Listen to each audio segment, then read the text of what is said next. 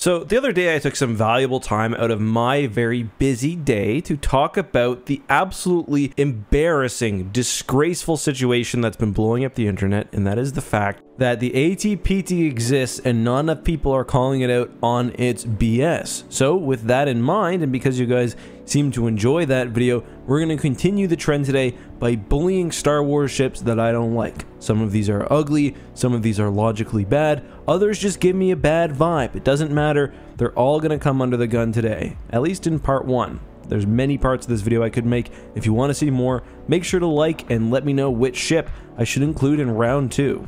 Anyway, starting us off is a pretty inoffensive one because it is not a super common and popular ship, but one that deserves recognition for just how goddamn goofy it is. I am talking about the Victory 2 class frigate from Star Wars Battlefront 2, the original Battlefront 2, the one that, let's be honest, was just Battlefront 1, but with space battles. And I think part of the reason that this ship looks the way it does is because Battlefront 2 was made very quickly. The space mode was one of the really new features, and yeah, this ship screams I was included in a game that came out a year after the prior one. Again, the absolute goofy levels here are just off the chart. The fact that this thing is so flat is just strange, and it clearly doesn't match any Imperial design philosophy of ships of that size. It also just randomly has these large, like, Death Star trench style turbo lasers on it. And even as a kid, I always thought that this ship was super out of place, and definitely an indication that, let's be honest, the Star Destroyer is the main thing that should get attention in this mode. My guess is that originally for Star Wars Battlefront 2, they wanted the Victory class Star Destroyer, hence why this is called the Victory 2 class frigate.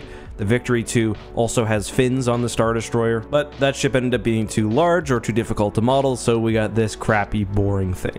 Let's move on, and next I'm going to get the obvious one out of the way that you all are waiting for, the Xyston. Let's do this one in 30 seconds, that's all the time it deserves. The Xyston is basically an Imperial 1 class Star Destroyer hanging dong. It's been upscaled from the ISD, but upscaled uniformly. So like every toilet in the ship is going to be almost twice as big, every window twice as big. And honestly, even by saying that much, I've put more thought into the ship than they did in The Rise of Skywalker. Just awful. All right, next up we have the Scythe class, and it hurts my heart to do this to the Scythe because I actually think it looks kind of cool, but the design and the way this ship was imagined is goofy, and goofy is really the common theme that most ships on this list share. What's so goofy about the Scythe? The guns only point forward. All the weapons on the Scythe are on that frontal fin. As I covered in a video dedicated to the Scythe, I'm not exaggerating, every single weapon pointed forward. And that would maybe be okay if the Scythe were a heavily specialized ship that only fought in the middle of battle groups and was meant to be a sort of vanguard, but the Scythe was one of the Alliance's main ships,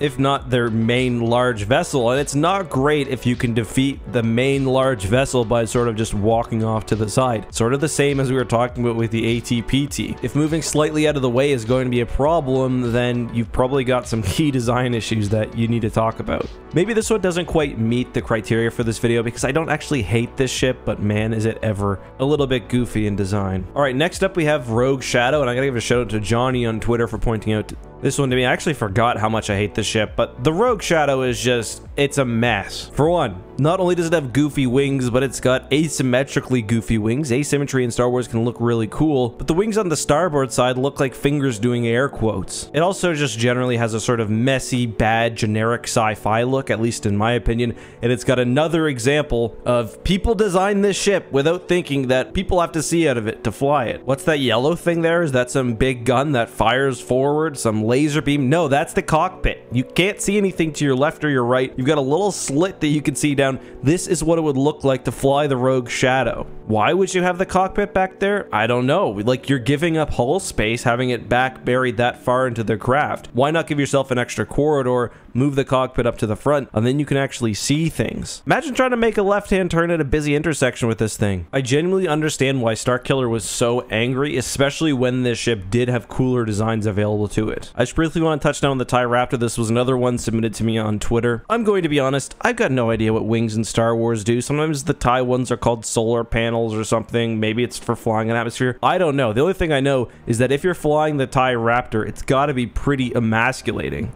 You're in this dainty little craft where you've got like the Chad TIE Interceptor flying next to you, or God forbid, a TIE Defender. And at this point, you might as well just remove the wings and just have it be a ball of death. I also briefly want to touch on the IG-2000, which has some of the same problems as Starkiller ship, but also looks like it's being flanked by a pair of shark penises, so that's good for it.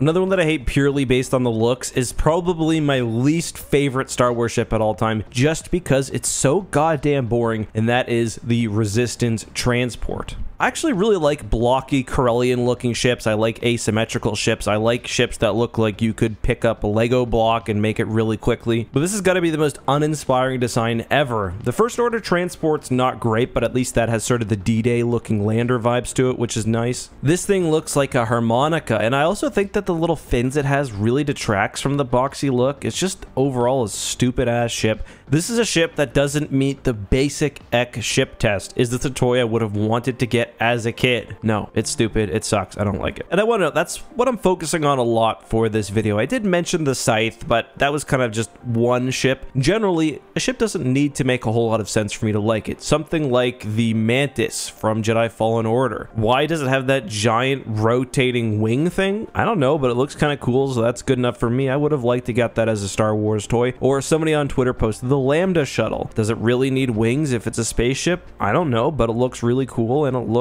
like a regal shuttle that Palpatine or Vader would fly. On my Twitter thread, somebody also put the D5 Mantis. I've never seen this ship before, but it's probably the closest I've got to throwing up in recent days. But that also allows me to transition to another ship that I don't like, and that is the Sun Crusher. I don't like this because it's the ultimate bit of fan wank. It's just unbelievably overpowered. This is a ship which tanked a shot from a prototype Death Star, i.e. a prototype Death Star hit this thing with its super laser and it was fine. This thing ran through the bridge of a Star Destroyer. It was fine. It was put in the gas giant Yavin, literally within the center of the gas giant itself, and it was pulled out with the Force, and it was fine. And if it was just that, that would already be ridiculous, because you'd ask, well, why weren't other ships made with this Jesus material? But there are bigger problems, including the fact that this thing starred in its own book series, and the fact that it had the power to destroy entire solar systems.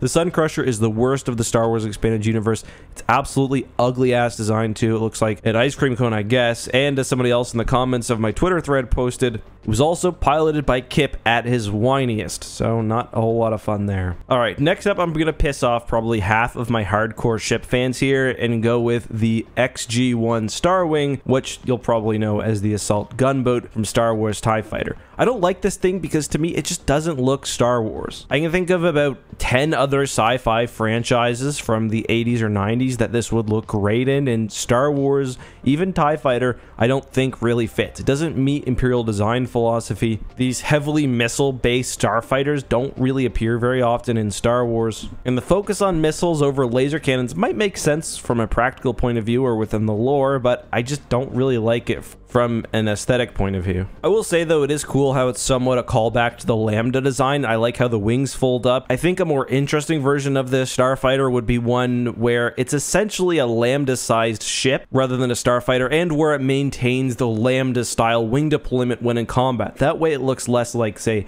a modern jet fighter. But yeah, I put this one at the end of the video because I know it's going to end up in me being bullied, which is not the point here. I'll also offset this by one that pretty much everyone agrees is stupid, the Republic Defender class. I'm sorry, this thing looks like it's got little withered arms hanging down, or that it should be some sort of cargo hauler, not a next generation New Republic starfighter. They really, really missed with this one. Unsurprisingly, this is also featured in Kraken's threat dossier, and I'm not going to be too mean against some of the ships in there, but let's just say the less we say about them, the better. Anyway, that's probably all I got for today. I could talk about the Resistance Bomber. I've covered that one enough. But yeah, this has been episode 1 of bullying Star Wars ships I don't like, and listen, I could probably make 30 episodes of this, so if there's more, make sure to watch this video all the way through. I guess if you're at this point, that's kind of redundant, but also drop a like and let me know any ships you'd like to see me give my thoughts on in the future. Until next time, guys, be safe, have a good one, and may the Force be with you.